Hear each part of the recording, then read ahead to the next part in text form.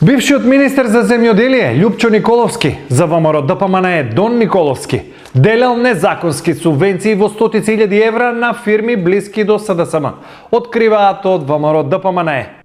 Фирмата Арекспорт склучила долгогодишен договор за закуп со Министерството за земјоделство, шумарство и водостопство под превезот дека земјиштето ќе го насади со лозов насад.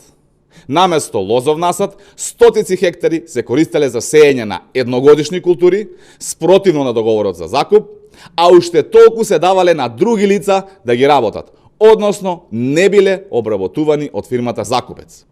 Неискористувањето на земјиштето за намената за која што е склучен договорот е основ за раскинување, но до тоа не дошло затоа што наместо по закон Дон Николовски работел по партискиот кодекс.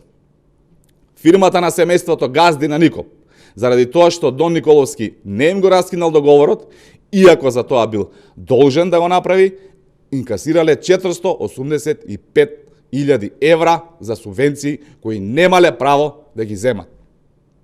485.000 евра воопшто не требале да бидат исплатени, затоа што фирмата на семејството газди на Никоп не само што не го испочитувале договорот во делот на насадот, кој се обврзале да го насадат, туку и не платиле закупнина за земјиштето 2 години поред.